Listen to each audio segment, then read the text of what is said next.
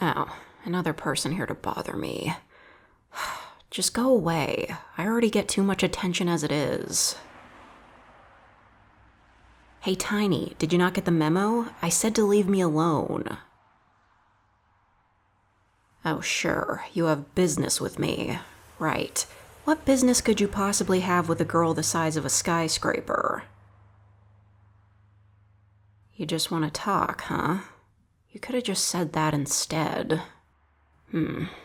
I suppose it'd be healthy if I had someone to vent to. Fine. Very well, I shall humor your request to chat with me. Here, climb into my hand so I can bring you up to my face. Easy does it. I feel so nervous holding you like this. I'm just gonna put you on the roof of this building. Yeah, sorry. I just feel really uncomfortable when I pick people up. I just have this fear that I'll hurt someone by accident. Or worse. Why am I so big? Yep, that's an obvious question. Well, it's the most ridiculous story ever. But considering the fact that you're talking to a giant woman right now, I don't think you'll find anything I say too hard to believe. So, the thing is, this is new for me. I was a normal-sized human just like you. What happened to me was nothing short of a miraculous advancement in human technology. A corporation known as Gulliver Engineering sent emails out to the general public, offering $100 million to one lucky person willing to be a living test subject for what they claim to be the first ever fully functioning size ray. And anyone who replied was eligible to be chosen at random. So, of course I replied back, because why wouldn't I? A chance to be part of an important event in human history and earn a fortune is too good to pass up. To my absolute utter shock, I was chosen. I couldn't believe it. This was actually happening. But little did I know just how much I was about to regret participating in this outrageous science experiment. I arrived at the lab, they made me sign a bunch of waivers and other various paperwork to confirm my consent. You know, law stuff. And then they had me stand on a target in the middle of the room. At this point, they asked if I wanted to be bigger or smaller. Personally, I've always wanted to be taller, so I asked them to grow me. This is when things went horribly wrong. The machine was indeed making me grow, but I soon became far taller than I wanted to be. 10 feet, 20 feet, eventually I had to sit down because my head was about to break through the ceiling. The scientists were panicking, and so was I. It became abundantly clear that the machine was malfunctioning. Before long, the scientists had abandoned ship and evacuated the building, knowing it was no longer safe. I ended up demolishing the building, and by the time I destroyed the machine along with it, I was the size of a hotel. And now, here we are. How tall am I now? I don't know. Probably a couple 100 feet or so. Maybe more. Haven't measured yet. How do I function in life now? That's the neat part. I don't. This event is still very recent, and society hasn't been able to accommodate for someone like me yet. The most I've received is a giant mobile phone that was specifically built just for me as compensation for the disaster.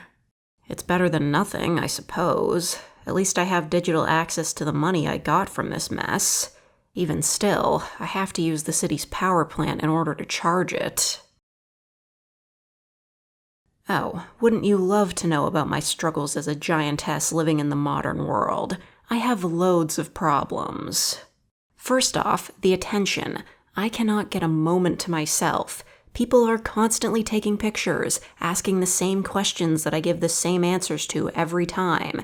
Every news station is constantly broadcasting about me every day, and the helicopters. We get it. There's a giant woman roaming the city. You don't have to broadcast this all the time. Oh, you should have seen what happened yesterday. A helicopter flew too close to me and the blades got knotted up in my hair. The people were okay. I made sure they got out and reached the ground just fine, but digging a helicopter out of my hair was not fun. What do I eat? Well, not people, that's for sure. I'm not a monster after all, although I'm sure I could star as a kaiju in the next Godzilla film if I really wanted to. Anyway, when I need to eat, I need a lot of food. So much that I think I'm negatively affecting the economy. I mean, seriously, when I go to a McDonald's drive-thru, I have to awkwardly crouch down so my freakishly large eyeball is peering through the window of the restaurant, no doubt scaring the employees while I say, "I'd like to order 100 Big Macs, please." God, what a bizarre life I have to live. Do not get me started on how I have to maintain my hygiene. Use your imagination. I'm not answering that one. It's just so difficult. My existence feels like a crime, a burden, like I don't belong, like I just can't fit in. I have to be so careful not to break anything or hurt anyone. My living conditions are in the hands of the government itself, and I simply don't know what the future holds for me. You want me to hold you?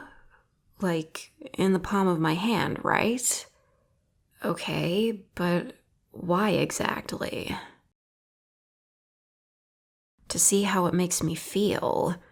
Well, I told you already. I feel uncomfortable when I hold anyone.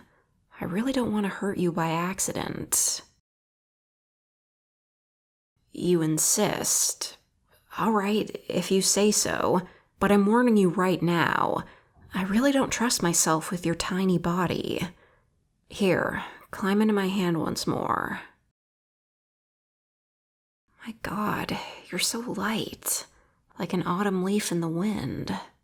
You're the size of a bug to me, and to think, I used to be that size at some point. It's so strange. You really feel safe with me? Why? Better in the hands of a gentle giantess than the cruel clutches of mankind?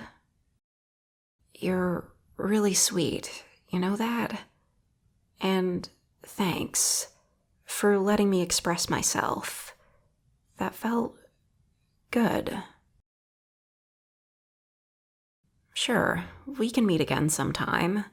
At first, I was annoyed with your presence, but now, I like you. You're not like everyone else who just wants my attention for the clout. You actually had the heart to care about my feelings. It was great to make your acquaintance. I look forward to talking with you again.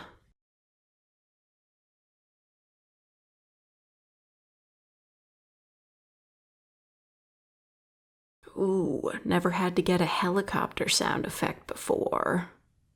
We're learning all sorts of new things, aren't we?